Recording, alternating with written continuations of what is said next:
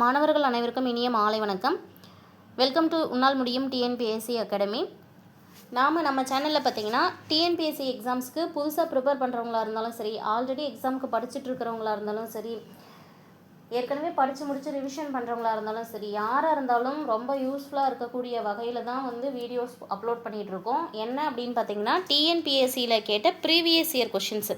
அந்த previous year கொஷின்ஸுமே நம்ம 5 சப்ஜெக்டாக பார்க்குறதா சொல்லியிருந்தோம். ஃபஸ்ட்டு நம்ம என்ன சப்ஜெக்ட் எடுத்திருக்கோம் அப்படின்னு பார்த்தீங்கன்னா, எக்கனாமிக்ஸ், அதாவது இந்திய பொருளாதாரம் அப்படிங்கிற சப்ஜெக்ட் தான் எடுத்திருக்கோம். அந்த இந்திய பொருளாதாரம் சப்ஜெக்ட்டுமே பார்த்திங்கன்னா ஃபஸ்ட்டில் நாம் ஆரம்பிச்சிருக்கிறது பார்த்திங்கன்னா 2020 2025 வரைக்கும் இருக்கக்கூடிய எல்லா கொஷின் பேப்பர்லேயும் இருக்கக்கூடிய எக்கனாமிக் கொஷின்ஸை முதல்ல பார்த்துடலாம் அப்படின்னு சொல்லியிருந்தோம். ஸோ அந்த வகையில் ஆல்ரெடி நம்ம சேனலில் பார்த்திங்கன்னா 2020 முடிச்சு 2021 முடிச்சு இப்போ 2022 இருக்கக்கூடிய கொஷின் பேப்பர்ஸ் நம்ம பார்த்துக்கிட்டு இருக்கோம். 2022 பார்த்திங்கன்னா மொத்தமாக 22 கொஷின்ஸ் இருக்குது அப்படின்னு சொல்லியிருந்தேன். டிஎன்பிஎஸ்சியுடைய அஃபிஷியல் வெப்சைட்டில் போய் பார்த்தீங்கன்னா உங்களுக்குமே தெரியும். 2022 மொத்தமாக 22 எக்ஸாம்ஸ் நடந்திருக்கு. அந்த 22 எக்ஸாம்ஸில் நாம் எது வரைக்கும் ரீச் பண்ணியிருக்கோம் அப்படின்னா 7 கொஷின் பேப்பர் முடிச்சிருக்கோம். இன்றைக்கி பார்க்க போகிறது 8, 9, 10, அதாவது 22 கொஷின் பேப்பரில் 10வது கொஷின் பேப்பர் வரைக்கும் இருக்கக்கூடிய எக்கனாமிக் கொஷின்ஸ் எல்லாமே இப்போ நம்ம முடிக்க போகிறோம் இந்த வீடியோவில். ஸோ வீடியோவை ஃபஸ்ட்லேருந்து லாஸ்ட் வரைக்கும் ஸ்கிப் பண்ணாமல் பாருங்கள், ரொம்ப யூஸ்ஃபுல்லாக இருக்கும். ஃபஸ்ட்டு கொஷின் போயிடலாம். கீழ்கண்ட கூற்றுகளில் சரியானதை தேர்ந்தெடுக்க அப்படின்னு சொல்லிட்டு நமக்கு மொத்தம் 3 கூற்றுகள் கொடுத்துருக்காங்க. நல்ல ஞாபகம் வச்சுக்கோங்க. நமக்கு கொஷினில் எத்தனை கூற்றுகள் கொடுத்துருக்காங்க? 3ல் எது சரியானது அப்படிங்கிறத கேட்குறாங்க. பாருங்கள், இந்தியாவின் 11வது ஐந்தாண்டு திட்டத்தை பற்றி பின்வரும் கூற்றுகளில் சரியானது எது? எதை பற்றி கொஷின் கேட்டிருக்காங்கன்னு அனலைஸ் பண்ணிக்கோங்க. ஃபஸ்ட்டு 5 இயர்ஸ் பிளான்ஸ் இருக்கும் இல்லையா, அதில் 11வது ஐந்தாண்டு திட்டத்தை பற்றி கேட்டிருக்காங்க. இந்த திட்டமானது முக்கியமான நோக்கம் விரைவான மற்றும் உள்ளடக்கிய வளர்ச்சியை நோக்கியதாக இருந்தது. அதாவது 11வது ஐந்தாண்டு திட்டம் அப்படிங்கிறது முக்கியமான கவனம் எது இருந்தது? விரைவான மற்றும் உள்ளடக்கிய வளர்ச்சியை நோக்கமாக கொண்டிருந்தது. வளர்ச்சியின் பலன்கள் அனைத்து தரப்பு மக்களையும் சென்றடைய வேண்டும் என்பதை இந்த திட்டம் வலியுறுத்தியது அப்படின்னு சொல்கிறாங்க. நாட்டின் கிழக்கு பகுதிகளில் அரிசி உற்பத்தி அதிகரித்தது. 11வது ஐந்தாண்டு திட்டத்தின் மூலமாக நாட்டின் கிழக்கு பகுதிகளில் அரிசி உற்பத்தி அதிகரித்ததுன்னு கொடுத்துருக்காங்க. பாருங்கள், இது மட்டும் வராது. ஸோ மீதி இருக்கக்கூடிய 2மே வரும். அப்படி பார்க்கும்போது கொடுத்துருக்குற ஆப்ஷனில் எது 1 மற்றும் 2 அப்படின்னு இருக்குன்னா ஆப்ஷன் சியில் இருக்குது. 1 மற்றும் 2 மட்டும் சரியானது. ஸோ கொஷினை இன்னொரு டைம் ரீட் பண்ணுற நல்ல தெளிவாக பார்த்துக்கோங்க. கூற்றுகள் கொடுத்துருக்காங்க. அந்த கூற்றுகளில் சரியானது எது அப்படின்னு கேட்டிருந்திருக்காங்க. 11வது ஐந்தாண்டு திட்டத்தை பற்றி கொடுத்துருக்காங்க. ஃபர்ஸ்ட்டு இந்த 11வது ஐந்தாண்டு திட்டத்துடைய நோக்கம் கொடுத்துருக்காங்க. முக்கியமான நோக்கம் என்ன அப்படின்னா விரைவான மற்றும் உள்ளடக்கிய வளர்ச்சியை கொண்டது. வளர்ச்சியின் பலன்கள் அனைத்து தரப்பு மக்களையும் சென்றடையணும் அப்படிங்கிறதுக்காக இந்த திட்டம் வலியுறுத்தப்பட்டது. நாட்டுடைய கிழக்கு பகுதியில் அரிசி உற்பத்தி அதிகரிக்குதுங்கிறது இது கண்டிப்பாக கிடையாது. அடுத்த கொஸ்டின் போயிடலாம். 2022-23 நிதிநிலை அறிக்கையின் தோராய மதிப்பில் கீழ்கண்ட பற்றுச்சீட்டு தொகையை இறங்கு வரிசையில் எழுது அப்படின்னு கொடுத்துருக்காங்க. ஸோ ஒரு 100 ரூபா இருக்குது வச்சுக்கோங்களேன். ஒன்றுத்துக்கு 50 ரூபா இருக்குது, ஒன்றுத்துக்கு 60 ரூபா. அதை நம்ம எக்ஸாம்பிளுக்கு நான் சொல்கிறேன், சரியா? நிதிநிலை அறிக்கை தாக்கல் பண்ணுவாங்க இல்லையா, அந்த மாதிரி 2022-23 நிதிநிலை அறிக்கையில் ஸோ இங்கே கொடுத்துருக்கிறதுக்கு இந்த மாநில கலால் வரின்னு கொடுத்துருக்காங்கல்ல, அது முத்திரை மற்றும் பதிவு கட்டணம் கொடுத்துருக்காங்களே, இது மோட்டார் வாகன வரின்னு கொடுத்துருக்காங்களே, ஒவ்வொன்றுத்துக்கும் ஒரு குறிப்பிட்ட அமௌண்ட் அலாட் பண்ணியிருப்பாங்க. அந்த அமௌண்ட்டில் நிதிநிலை அறிக்கையை வச்சு, சரியா, அதில் இறங்கு வரிசையில் எழுத சொல்கிறாங்க. அதிகத்திலிருந்து குறைவானது இருக்கக்கூடியதுக்கு அதிகத்திலிருந்து குறைவானது அப்படின்னு பார்க்கும்போது பார்த்திங்கன்னா ஃபஸ்ட்டு முத்திரை மற்றும் பதிவு கட்டணம் வரும், சரியா? இது ஃபஸ்ட்டு. அடுத்தது மாநில கலால் வரி, மோட்டார் வாகன வரி. ஸோ இது எல்லாத்துக்குமே பார்த்திங்கன்னா நான் அமௌண்ட்டும் சொல்லியிருப்பேன். பட் இது உங்களுக்கு ஒரு அசைன்மெண்ட் மாதிரி. இது நீங்கள் குரோமில் போய் சர்ச் பண்ணிங்கன்னா தெரியும். 2022-23 நிதிநிலை அறிக்கையில் மாநில கலால் வரியாக எவ்வளோ கொடுத்துருக்காங்க, முத்திரை மற்றும் பதிவு கட்டணம் எவ்வளோ கொடுக்கப்பட்டிருக்கு, மோட்டார் வாகன வரி எவ்வளோ கொடுக்கப்பட்டிருக்கு. ஏன்னா நாம் இப்போ நம்ம படிக்கிறோம் அப்படின்னா கண்டிப்பாக உங்களுக்கு அதில் என்னெல்லாம் நம்ம தெரிஞ்சுக்கணும் அப்படிங்கிறத பேஸ் பண்ணி அதில் ஒரு இன்ட்ரெஸ்ட்டும் உங்களுக்கு வரணும். அதை தெரிஞ்சுக்கணும் அப்படிங்கிறதுக்கான ஸ்டெப்பும் நீங்கள் எடுக்கணும். அதுக்காக தான் இந்த கொஷினை நான் உங்களுக்கு ஆன்சர் மட்டும் சொல்லியிருக்கேன். Answer option B. ஏன் பி? எவ்வளோ அமௌண்ட் இருக்கிறதுனால இது ஃபஸ்ட்டு வந்திருக்கு, செகண்ட் வந்திருக்கு அப்படிங்கிறத நீங்கள் கமெண்ட் பண்ணியே ஆகணும், சரியா? அடுத்த கேள்வி பார்க்கலாம். பின்வரும் கூற்றுகளில் சரியானவற்றை தேர்ந்தெடு அப்படின்னு கொடுத்துட்டாங்க. இதுவுமே பார்த்தீங்கன்னா மொத்தம் 3 கூற்றுகள் கொடுத்துருக்காங்க, சரியா? சரியானது என்னென்ன அப்படின்னு கேட்டிருக்கும் போது எதை பேஸ் பண்ணி 2022-23 இதில் இருக்கிறத பேஸ் பண்ணி தான் கொடுத்துருக்காங்க. ஒவ்வொரு சென்டென்ஸாக பார்க்கலாம். சரியா? ஃபஸ்ட்டு சென்டென்ஸை பாருங்கள். 2022-23 தமிழ்நாட்டின் பெயரளவில் ஜிடிபி, அதாவது ஜிஎஸ்டிபி வளர்ச்சி 14% கணக்கிடப்படுகிறது அப்படின்னு கொடுத்துருக்காங்க. 2022-23 அந்த அகாடமிக் இயரை பொறுத்த வரைக்கும் தமிழ்நாட்டுடைய பெயரளவிலான வளர்ச்சி ஜிஎஸ்டிபி வளர்ச்சி வந்து 14% கணக்கிடப்படுகிறது. இது சரியா அப்படின்னா சரியானது. இந்த 14% அப்படிங்கிறது சரியாக தான் கொடுத்துருக்காங்க. அதே போல் 2022-23 தமிழ்நாடு நிதிநிலை அறிக்கையின் தோராய மதிப்பு நிதி பற்றாக்குறையின் ஜிஎஸ்டிபி 3.63% கணக்கிடப்படுகிறது. இதுவுமே பார்த்திங்கன்னா 3.63% அப்படிங்கிறது சரியானதாக கொடுத்துருக்காங்க. எதுக்கு எது அப்படின்னு பார்த்து வச்சுக்கோங்க. அதே போல் 2022-23 இந்த ஜிஎஸ்டிபியோடைய சதவீதமாக நிலுவையில் உள்ள கடன், நிலுவையில் இருக்கக்கூடிய கடனானது 27.76% எதிர்பார்க்கப்படுகிறது அப்படின்னு சொல்லியிருக்காங்க. இதுவுமே சரியானது. ஸோ கொடுத்துருக்கிற 3 சென்டென்ஸில் 3 சென்டென்ஸுமே சரியானது அப்படிங்கிறதுனால ஆன்சர் என்ன வரும் அப்படின்னு பார்த்தீங்கன்னா ஆப்ஷன் சி தான் சரியான ஆன்சர். 1, 2 மற்றும் 3. அடுத்த கேள்வி பாருங்கள். தமிழ்நாடு வீட்டு வசதி வாரியம் மற்றும் தமிழ்நாடு நகர்ப்புற வாழ்விட மேம்பாட்டு வாரியம் உருவாக்கப்பட்ட ஆண்டு கேட்டிருக்காங்க. இதில் 2 கொஷினையும் சேர்த்து ஒன்றா கேட்டிருக்காங்க. தமிழ்நாடு வீட்டு வசதி வாரியம் கொண்டு வரப்பட்டது 1961, தமிழ்நாடு நகர்ப்புற வாழ்விட மேம்பாட்டு வாரியம் கொண்டு வரப்பட்டது 1970. சரியா? So answer is option A, 1961 மற்றும் 1970. அடுத்த கேள்வி. ஜனனி சிசு சுரக்ஷா காரியகிராம் இலவச டிராஃப்ட் பேக் சேவையில் பின்வரும் கூற்றுகள் எது அல்லது எவை வந்து உண்மையானது அப்படின்னு கேட்டிருக்காங்க. அதாவது ஜனனி சிசு சுரக்ஷா காரியகிராம் அப்படிங்கிறது வந்து பார்த்திங்கன்னா கர்ப்பிணி தாய்மார்களுக்காக கொண்டு வரப்பட்ட திட்டம். அந்த திட்டத்தை பற்றி 2 சென்டென்ஸ் கொடுத்துருக்காங்க. அந்த 2 சென்டென்ஸில் எது சரியானது அப்படின்னு கேட்டிருக்காங்க. சரியா? ஸோ ஃபஸ்ட்டு சென்டென்ஸ் பார்த்துடலாம். இந்த ஜேஎஸ்எஸ்கே அப்படிங்கிறது வந்து என்ன அப்படின்னு பார்த்தீங்கன்னா ஜனனி சிசு சுரக்ஷ காரியகிராம் அப்படிங்கிறத சுருக்கி தான் ஜேஎஸ்எஸ்கேன்னு கொடுத்துருக்காங்க. இது வந்து பார்த்திங்கன்னா டிஎன்ஹெச்எஸ்பியால் தமிழ்நாட்டில் ஒரு முன்னோடி திட்டமாக தொடங்கப்பட்டது. அதாவது தமிழ்நாட்டில் தான் இது தொடங்கப்பட்டது அப்படின்னு சொல்லியிருக்காங்க. ஓகேவா? ஒரு முன்னோடி திட்டமாக தமிழ்நாட்டில் இருந்த திட்டத்தை பேஸ் பண்ணி தான் இந்த ஜனனி சிசு சுரக்ஷ காரியகிராம் வந்து மத்திய கவர்மெண்ட் ஸ்டார்ட் பண்ணாங்க. ஸோ இந்த இடத்துல இந்த டிஎன்ஹெச்எஸ்பி அப்படிங்கிறது எதை குறிக்கக்கூடியது, அதாவது எந்த திட்டம், தமிழ்நாட்டில் இருந்த எந்த திட்டத்தை முன்னோடியாக கொண்டு இந்த ஜேஎஸ்எஸ்கே திட்டம் கொண்டு வரப்பட்டது அப்படிங்கிறத கமெண்ட் பண்ணுங்கள். சரியா? 2வது என்ன கொடுத்துருக்காங்க அப்படின்னா இது உண்மையானது தான். சரியா? அதனால தான் அதை நான் கொஷினாக கேட்குறேன். இது சரியானது.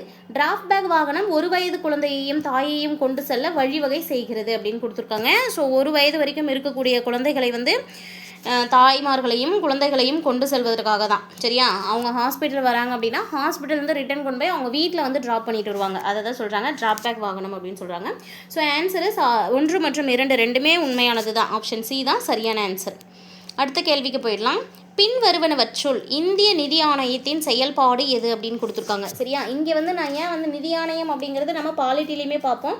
பட் நிதி ஆணையம் அப்படிங்கிறது எக்கனாமிக்கோட மிகவும் ஒன்றி போன ஒரு துறை அப்படிங்கிறதுனால நிதி ஆணையம் பற்றி வர எல்லா கேள்விகளையும் நான் எடுத்திருப்பேன். சரியா? அது ஆர்டிக்கல் பேஸாக இருந்தால் கூட நான் எடுத்திருப்பேன். பின்வருவனவற்றுள் இந்திய நிதி ஆணையத்துடைய செயல்பாடுகளாக என்னென்ன வரும் அப்படின்னு கேட்டு மொத்தம் 3 செயல்பாடுகள் கொடுத்துருக்காங்க. ஃபஸ்ட்டு செயல்பாடு பாருங்கள். வரிகளின் நிகர வருவாயின் பங்குகளின் ஒதுக்கீடு. அதாவது வரிகள் வருது அப்படின்னா வரி வருவாய் இருக்கு இல்லையா, அதில் பங்கிட்டு ஒதுக்கீடு செய்கிறது. வரிகளில் நிகர வருவாயோடைய பங்குகளின் ஒதுக்கீடு இதோடைய செயல்பாடுன்னு சொல்கிறாங்க.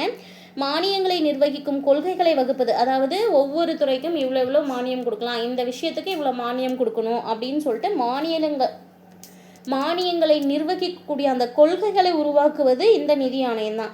அதே போல் மத்திய அரசு மாநில அரசு இரண்டிற்கும் இடையே உள்ள நிதி உறவை பாதுகாப்பது நிதி ஆணையத்தின் மிக பெரும் ஒரு கடமை.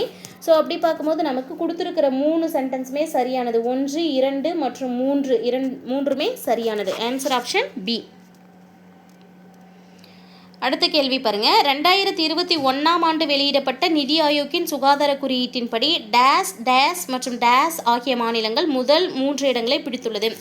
ஸோ நாம் இப்போ போட்டிருக்கிற எக்கனாமிக் வீடியோஸ் எல்லாமே இப்போ ரீசன்ட் டைமில் இந்த வீக் ஃபுல்லாக போட்டிருக்கிற எக்கனாமிக்ஸ் வீடியோஸை பார்த்தீங்கன்னாவே உங்களுக்கு தெரியும். நிதி ஆயோக்கை பற்றி கொஷின்ஸ் இல்லாத ஒரு கொஷின் பேப்பருமே இருக்காது. சரியா? நிதி ஆயோக்கை பற்றி ஒவ்வொரு கொஷின் பேப்பர்லேயும் ஒரு கேள்வி அல்லது 2 கேள்வி இடம்பெற்றிருக்கும்.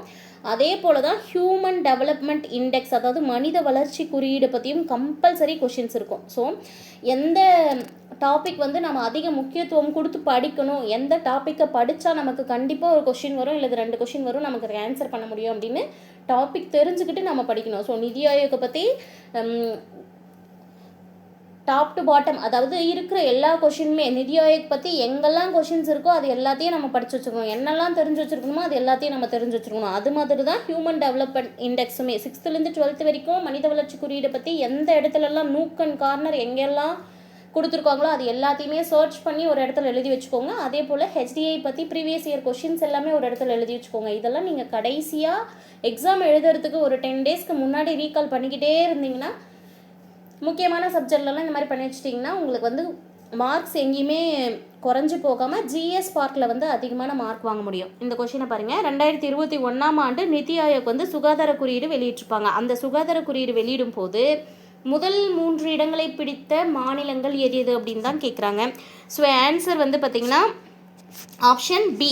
முதலிடம் எப்போதுமே பார்த்திங்கன்னா மேக்ஸிமம் குறியீடுகளில் கேரளா இருக்கும். சரியா? ஸோ ஃபஸ்ட் பிளேஸ் கேரளா, 2வது இடம் தமிழ்நாடு, 3வது இடம் தெலுங்கானா. சரியா? கேரளா, தமிழ்நாடு, தெலுங்கானா, இதுதான் வந்து ஃபஸ்ட்டு 3 பிளேசஸ் பிடித்த மாநிலங்கள்.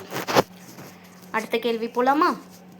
கீழ்கண்டவற்றில் எவை நிதி ஆயோக்கின் பணி இல்லை? ஸோ முன்னாடி நம்ம என்ன பார்த்தோம் அப்படின்னா நிதி ஆணையத்துடைய செயல்பாடுகள்னு பார்த்தோம். ஸோ நிதி ஆயோக் பற்றி இங்கே என்ன கேட்டிருக்காங்கன்னா நிதி ஆயோக்குடைய பணி அல்லாதது என்ன அப்படின்னு கேட்டிருந்துருக்காங்க. மொத்தம் 3 பணிகள் கொடுத்துருக்காங்க. சரியா? நிதி ஆயோக் அப்படிங்கிறது ஃபர்ஸ்ட்டில் என்ன கொடுத்துருக்காங்க, ஒரு ஆலோசனை குழுவாக செயல்படுவது. இது சரியா அப்படின்னா சரியானது. இங்கே என்ன கேட்டிருக்காங்க அப்படின்னா பணி இல்லாதது. நிதி ஆயோக் வந்து ஒரு ஆலோசனை குழுவாக செயல்படும். மாநிலங்களில் திட்டங்களை நிர்ணயிக்கும் செயல்திறன், அதாவது மாநிலங்களோட திட்டங்களை திணிக்கும் செயல்திறனுடைய எதுன்னு கொடுத்துருக்காங்க. இது அதோட பணி கிடையாது. நிதியை ஒதுக்கீடு செய்வது நிதி ஆயோக் கிடையாது. சரியா? ஸோ எதுக்கெல்லாம் நிதி ஒதுக்கீடு செய்யலாம் அப்படிங்கிறதெல்லாம் நிதி ஆணையத்தோட வேலை. இங்கேருந்து நிதி ஆயோக்கோட வேலை கிடையாது. மாநிலங்களில் திட்டங்களை திணிக்கும் செயல்திறனும் இதோட வேலை கிடையாது. ஸோ அப்படி பார்க்கும்போது 2, 3 நிதி ஆயோக்கோட வேலை கிடையாது. ஆன்சர் ஆப்ஷன் சி 2 மற்றும் 3. பணி அல்லாதது எதுன்னு தான் கேட்டிருக்காங்க. கேள்வியை அண்டர்ஸ்டாண்ட் பண்ணிக்கோங்க. அடுத்த கேள்வி பாருங்க. ஓய்வூதியதாரர்களுக்கான மின்னணு ஆயுள் சான்றிதழின் பெயர் என்ன? ஓய்வூதியதாரர்களுக்கு இப்பெல்லாம் பார்த்தீங்கன்னா மின்னணு ஆயுள் சான்றிதழ் தராங்களே, அதுக்கு பேர் என்ன அப்படின்னா ஜீவன் பிரமான் அப்படிங்கிறது தான். ஜீவன் பிரமான்.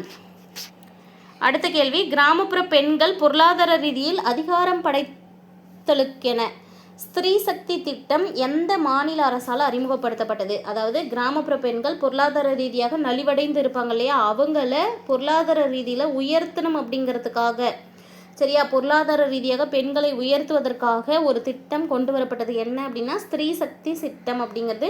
அந்த ஸ்திரீ சக்தி திட்டம் எந்த மாநிலத்தில் கொண்டு வரப்பட்டதுன்னா கர்நாடக மாநிலம். அடுத்த கேள்வி. எந்த 5 ஆண்டு திட்டமானது விரைவான, நிலையான மற்றும் அனைத்தையும் உள்ளடக்கிய வளர்ச்சி? ஸோ விரைவான நிலையான வளர்ச்சி அப்படின்னு கேட்டாங்கன்னா 11வது 5 ஆண்டு திட்டத்துக்கு வந்துடும். அதுவே விரைவானது, நிலையானது, அனைத்தையும் உள்ளடக்கியது, அதுவே இங்கிலீஷில் அந்த வேர்டை பார்த்து வச்சுக்கோங்க. அனைத்தையும் உள்ளடக்கியது அப்படின்னா சஸ்டெயினபிள் அண்ட் மோர் இன்க்ளூசிவ். அது வந்து எதுக்கு வரும் அப்படின்னு பார்த்தீங்கன்னா 12வது 5 ஆண்டு திட்டம்.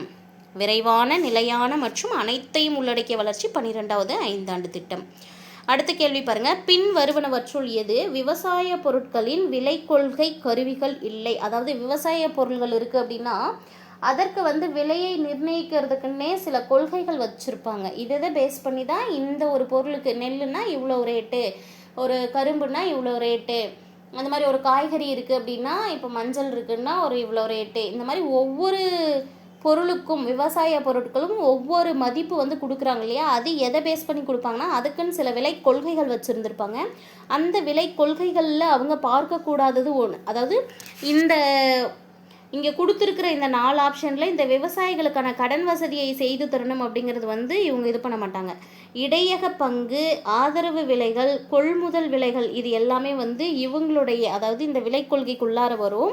ஆனால் விவசாயிகளுக்கான கடன் வசதியை செய்து தரதை பேஸ் பண்ணிலாம் இவங்க ஒர்க் பண்ண மாட்டாங்க. ஸோ ஆன்சர் வந்து இதில் பொருந்தாதது தான், இல்லாதது கேட்டிருக்காங்க. ஆப்ஷன் டி விவசாயிகளுக்கு கடன் வசதி செய்து தருதல். ஸோ மற்ற எதை பேஸ் பண்ணியெல்லாம் இந்த விலை கொள்கை தயாரிக்கப்படுகிறது அப்படின்னு பார்த்தீங்கன்னா இடையக பங்கு, ஆதரவு ஆதரவு விலைகள், கொள்முதல் விலைகள் அப்படிங்கிறது தான். அடுத்து பாருங்க, மானிய உதவி மாநிலங்களுக்கு வழங்கப்படுவது ஏன்? அதாவது ஒவ்வொரு விஷயத்துக்கும் மானியங்கள் வந்து கொடுக்கப்படுது இல்லையா, அந்த மானியங்கள் வந்து மத்திய கவர்மெண்ட் மூலமாக எதற்காக மாநிலங்களுக்கு கொடுக்கப்படுது அப்படின்னா, அபிவிருத்தி நடவடிக்கைகளை மேற்கொள்வதற்காக மாநிலங்களுக்கு இந்த மானியங்கள் உதவக்கூடுவதற்காக. சரியா? அபிவிருத்தி நடவடிக்கைகள் அப்படின்னா வளர்ச்சி நடவடிக்கைகள். சரியா? வளர்ச்சிக்கான திட்டங்கள் அந்த மாதிரி. அபிவிருத்தி நடவடிக்கைகளை மேற்கொள்ள மாநிலங்களுக்கு கொடுக்கப்படக்கூடியது தான் என்ன அப்படின்னு பார்த்தீங்கன்னா மானியங்கள். அடுத்த கேள்வி, ஃபேம் திட்டத்துடைய நோக்கம் என்ன அப்படின்னு கேட்டிருக்காங்க. பொது போக்குவரத்தை மின்மயமாக்குவதிலே இந்த ஃபேம் திட்டத்துடைய நோக்கம். பொது போக்குவரத்தை மின்மயமாக்குதல். இந்த கேள்வி பாருங்க, பெண் வேலை பங்கேற்பு விகிதம் அதிகமாக உள்ள மாவட்டம் எது அப்படின்னு கேட்டிருக்காங்க. பெரம்பலூர் மாவட்டம். ஏன்னா பெரம்பலூர் மாவட்டத்தில் தான் வந்து பார்த்திங்கன்னா பெண்கள் வந்து அதிக அளவில் வேலையில் ஈடுபடுறாங்க அப்படின்னு சொல்கிறாங்க. அதனால் அங்கே பங்கேற்பு விகிதம் அதிகமாக இருக்கும். ஆண்களை விட பெண்கள் வந்து வேலைக்கு அதிகமாக செல்லக்கூடிய மாவட்டமாக கன்சிடர் பண்ணலாம். பெண் வேலை பங்கேற்பு விகிதம் அதிகம் கொண்ட மாவட்டம் பெரம்பலூர் மாவட்டம். அடுத்த கேள்வி, மனிதவள மேம்பாட்டு குறியீடு எதை அடிப்படையாக கொண்டு உருவாக்கப்பட்டது? ஸோ இந்த கொஷின் வந்து பார்த்திங்கன்னா இப்போது 4வது முறை ரிப்பீட் ஆகுது. சரியா? 4th டைமாக இந்த கொஷினை ரிப்பீட் ஆகுது. மனிதவள மேம்பாட்டு குறியீடு ஹெச்டிஐயில் கம்பல்சரி ஒரு கொஷின் கேட்பாங்க அப்படின்னு சொல்லியிருந்தேன்னா இந்த ஹெச்டிஐ குறியீடை பேஸ் பண்ணி. ஸோ ஹெச்டிஐ மனிதவள மேம்பாட்டு குறியீடு எதை வச்சு சொல்கிறாங்கன்னு கேட்டிருக்காங்க. இங்கே என்னென்ன கொடுத்துருக்காங்கன்னா கல்வி நிலை, ஆயுட்காலம், வாழ்க்கை தரம், இடப்பெயர்ச்சி இல்லாமைன்னு கொடுத்துருக்காங்க. இது மட்டும் தவறு. ஸோ கல்வி நிலை, ஆயுட்காலம், வாழ்க்கை தரம்லாம் கம்பல்சரி அதில் இடம்பெற்றிருக்கும். இதை பேஸ் பண்ணி தான் நமக்கு என்ன பண்ணுவாங்கன்னா ஹெச்டிஐ குறியீடு கொண்டு வருவாங்க. Answer option D. குறு, சிறு மற்றும் நடுத்தர நிறுவன வளர்ச்சி சட்டம் 2006, அதாவது எம்எஸ்எம்இ அப்படின்னு சொல்லுவாங்க. எம்எஸ்எம்இ சட்டம்னு சொல்லுவாங்க. 2006 கூற்றின்படி சிறு நிறுவனம் இருக்கு இல்லையா, அதோடைய மூலதன தொகை எவ்வளவு இருக்கணும்? குறு நிறுவனங்கள்னா இவ்வளோலேருந்து இவ்வளோக்குள்ளார அவங்க வந்து மூலதனம் போட்டிருக்கணும். சிறு நிறுவனங்கள்னா இத்தனை லட்சத்துலேருந்து இவ்வளோ வரைக்கும் அமௌண்ட்டு. நடுத்தர நிறுவனம்னா இவ்வளோ இருக்கணும் அப்படிங்கிற மாதிரி மினிமம் மேக்ஸிமம் கொடுத்துருப்பாங்க. ஸோ அந்த பேஸில் இங்கே கேட்டிருக்கிற கொஷின் என்ன அப்படின்னா சிறு நிறுவனத்தோட, சரியா, சிறு நிறுவனத்துடைய மூலதன கொள்கை அப்படிங்கிறது 25 லட்சம், மினிமம் 25 லட்சம், அதிலிருந்து 5 கோடிக்கு மிகாமல் இருக்கணும். சரியா? Answer is option B. அடுத்த கேள்வி, பின்வரும் கூற்றை கவனிக்க அப்படின்னு கொடுத்துட்டாங்க. மொத்தம் 4 கூற்றுகள் கொடுத்துருக்காங்க. சரியா? பீமரு மாநிலங்கள் அதிக மக்கள் தொகை கொண்டுள்ளன, இது ஒரு இது. பீமரு மாநிலங்கள் குறைவான மக்கள் தொகை கொண்டுள்ளன, இது தப்பு. சரியா? பீமரு மாநிலங்கள் எழுத்தறிவு விகிதம் அதிகமாக உள்ளதுன்னு கொடுத்துருக்காங்களே, இது தவறானது. ஸோ மக்கள் தொகை அதிகரிக்க அதிகரிக்க எழுத்தறிவு விகிதம் வந்து குறையும். இந்தியாவில் உள்ள மற்ற மாநிலங்களை ஒப்பிடுகையில் பீமரு மாநிலங்களில் தலா வருமானம் அதிகம்னு சொல்கிறாங்க. அங்கே வந்து மக்கள் வந்து அதிகமாகறாங்க. ஸோ ஃபார் எக்ஸாம்பிள் வந்து ஒரு 1000 ரூபாய் இருக்குது, அதை 10 பேருக்கு பிரித்து கொடுக்கும்போது எவ்வளோவா கொடுப்போம்? 100 ரூபா கொடுப்போம். அதுவே 100 பேருக்கு பிரித்து கொடுக்கும்போது 10 ரூபாவாக தான் கொடுக்க முடியும். ஸோ அப்படி பார்க்கும்போது மக்கள் தொகை அதிகரிக்க அதிகரிக்க தலா வருமானம் என்ன ஆகும்? குறைஞ்சிக்கிட்டு தான் போகும். ஸோ அதுவும் தவறானது. கொடுத்துருக்கிற 4 சென்டென்ஸில் சரியாக இருக்கிறது பீமரு மாநிலங்கள் அதிக மக்கள் தொகை கொண்டுள்ளன. ஸோ இந்த கொஷினுமே வந்து ரிப்பீட் கொஷின் அப்படின்னு தான் சொல்வேன். எப்படி ரிப்பீட் ஆகிருக்கு அப்படின்னு பார்த்தீங்கன்னா முன்னாடி பார்த்த கொஷனில், நேற்று பார்த்த கொஷனில் பீமரு மாநிலங்கள் எது எது அப்படின்னு மென்ஷன் பண்ணி காட்டியிருந்தேன். சரியா? அது ஒரு கொஷினாக கேட்டிருந்தாங்க. மாநிலங்களுடைய பெயர்கள் வந்து கொடுத்துட்டு பீமரு மாநிலங்கள் அப்படிங்கிறது எது வரும் ஆப்ஷனில் 4 ஆப்ஷனில் மாற்றி மாற்றி கொடுத்துருந்தாங்க. சரியா? அப்படி பார்க்கும்போது ஒரு கொஷின் எடுக்கிறாங்க அப்படின்னா அதை சூழ்ந்து தான் அடுத்தடுத்த கொஷின்ஸும் வந்து அதுக்கு சுற்றி சுற்றி வேறு என்ன எடுக்க முடியும் அப்படிங்கிற மாதிரி தான் எடுப்பாங்க. சரியா? பீமரு மாநிலங்கள் வந்து எந்த மாதிரி இருக்கும் அப்படின்னா அதிக மக்கள் தொகை கொண்ட மாநிலங்கள் வந்து பீமரு மாநிலங்கள் அப்படின்னு சொல்கிறாங்க. அடுத்தது திறன் மேம்பாட்டு கல்வி திட்டம், இதை எந்த நிறுவனம் கையாளுது அப்படின்னு சொல்கிறாங்க. திறன் மேம்பாட்டு கல்வி திட்டத்தை கையாள்வது NUEPA அப்படிங்கிற நிறுவனம் தான். NUEPA. இதோடைய அப்ரிவேஷன் என்ன அப்படிங்கிறத கமெண்ட் பண்ணுங்கள். அடுத்தது 2011 கணக்கெடுப்பு கூற்றின்படி தமிழ்நாட்டுடைய மக்கள் தொகை நெருக்கம் எவ்வளோ இருக்குது அப்படின்னு கேட்டிருக்காங்க. இங்கே கேட்டிருக்கிறது இந்தியாவா தமிழ்நாடா அப்படின்னு பார்க்கணும். ஸோ ஏன்னா இந்தியாவுலேயும் ஒரு அளவு கொடுத்துருப்பாங்க, தமிழ்நாட்டுக்குன்னு சொல்லிட்டு ஒரு நம்பர் கொடுத்துருப்பாங்க. இங்கே கேட்டிருக்கிறது தமிழ்நாடு. தமிழ்நாட்டுக்கு மக்கள் தொகை நெருக்கம் அப்படின்னு சொல்லும்போது 1 ஸ்கொயர் ஃபீட்டு, சரியா, 1 சதுர கிலோமீட்டர், 1 ஸ்கொயர் கிலோமீட்டரில் 1 சதுர கிலோமீட்டருக்கு எத்தனை நபர் இருக்க முடியும் அப்படிங்கிறது தான் 555 அப்படிங்கிறது சரியான ஆன்சர். வருஷத்தையும் பார்த்து வச்சுக்கணும். 2011 கணக்கெடுப்பின்படி மக்கள் தொகையுடைய நெருக்கம் தமிழ்நாட்டுக்கு எவ்வளோ? 555. அடுத்த கேள்வி, 2011 தமிழ்நாட்டில் மொத்த எழுத்தறிவு விகிதம் எவ்வளோ? சரியா? இங்கே கேட்டிருக்கிறதும் தமிழ்நாட்டுடைய டேட்டா தான். 2011 கணக்கெடுப்பு தான். மொத்த எழுத்தறிவு விகிதம் கேட்டிருக்காங்க 80.33%. சரியா? 80.33%.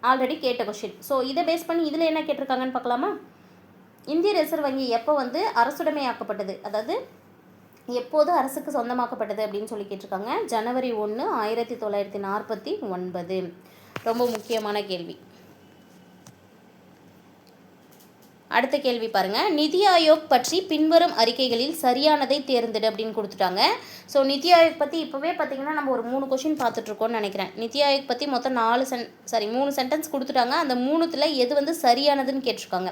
நிதி ஆயோக்கின் நோக்கம் நிலையான வளர்ச்சி இலக்குகளை அடைவது மற்றும் நாட்டின் கூட்டுறவு கூட்டாட்சியை மேம்படுத்துவது. இது சரியா? சரி. இந்திய பிரதமர் நிதி ஆயோக்கின் அதிகாரப்பூர்வ தலைவராக இருக்கிறார். சரியா? சரி. நிதி ஆயோக்கில் 8 முழுநேர உறுப்பினர்கள் உள்ளனர். இது மட்டும் தவறானது. சரியா? 8 முழுநேர உறுப்பினர்கள் இருக்காங்கன்னு சொல்லியிருக்கிறது தவறானது. நிதி ஆயோக் அதோடைய முக்கியமான நோக்கம் நிலையான வளர்ச்சி இலக்குகளை அடைவது மற்றும் நாட்டில் கூட்டுறவு கூட்டாட்சியை மேம்படுத்துவது. இதுவும் சரியானது. இந்திய பிரதமரே நிதி ஆயோக்கின் தலைவராக அதிகாரப்பூர்வமாக இருக்கிறார். இதுவும் சரியானது. பட் 8 முழுநேர உறுப்பினர் அப்படிங்கிறது தவறானது. அது மட்டும்தான் எடுத்துகிட்டு பாருங்கள். ஆப்ஷன் 1 மற்றும் 2 சரிங்கிறதுனால ஆப்ஷன் சியில் கொடுத்துருக்காங்க. அடுத்து இந்த வீடியோடைய லாஸ்ட் கொஷினுக்கு வந்தாச்சு. 12வது ஐந்தாண்டு திட்டத்தின் வளர்ச்சி இலக்கு. இதுலேயே ஆக்சுவலாக 2 கொஷின் பேப்பர் 3 கொஷின் பேப்பர் பார்த்துருக்கோம். சரியா? அதாவது நேற்று வரைக்கும் பார்த்தீங்கன்னா 7 கொஷின் பேப்பர் 2022 முடிஞ்சிருந்தது. இப்போ 8, 9, 10 3 கொஷின் பேப்பர் பார்த்துருக்கோம். இதுக்கு முன்னாடி 12வது ஐந்தாண்டு திட்டம் வந்து எந்த ஒரு இலக்கு கொடுத்துருந்தாங்க இல்லையா? இந்த நோக்கம் அப்படின்னு கொடுத்துருந்தாங்க. Sustainable development, inclusive sustainable development, நிலையான உள்ளடக்கிய வளர்ச்சி. அந்த உள்ளடக்கியங்கிற வார்த்தையை ஞாபகம் வைக்க சொன்னேன்.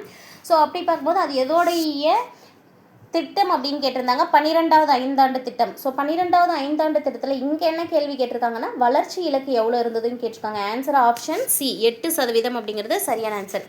ஸோ ஃப்ரெண்ட்ஸ், இதோட இந்த வீடியோ முடிஞ்சது. நம்ம வீடியோ இப்போ தான் ஃபஸ்ட் டைம் பார்க்குறீங்க அப்படின்னா சேனலை சப்ஸ்கிரைப் பண்ணிக்கோங்க. பக்கத்தில் இருக்கிற பெல் ஐக்கனை கிளிக் பண்ணி ஆல்னு செட் பண்ணி வச்சுக்கோங்க. முடிஞ்ச வரைக்கும் நம்ம சேனலோட லிங்க்கை வந்து உங்கள் ஃப்ரெண்ட்ஸ்க்கும் ஷேர் பண்ணுங்கள். நெக்ஸ்ட் வீடியோவில் இன்னும் அடுத்து இருக்கக்கூடிய 2 அல்லது 3 கொஷின்ஸோடு பார்க்கலாம். சரியா? இது வரைக்கும் 2020 கொஷின்ஸ் பார்த்தாச்சு. 2021 இருக்கக்கூடிய எக்கனாமிக் கேள்விகள் பார்த்தாச்சு. 2022 இருக்கக்கூடிய 22 கொஷின்ஸில் எத்தனை கொஷின்ஸ் பார்த்து முடிச்சிருக்கோம் அப்படின்னா 10 கொஷின்ஸ் பார்த்து முடிச்சிருக்கோம். இன்னும் 12 கேள்விகள் இந்த 2022 இருக்கக்கூடிய டிஎன்பிஎஸ்சி கொஷின்ஸே இருக்குது. சரியா? தேங்க்யூ.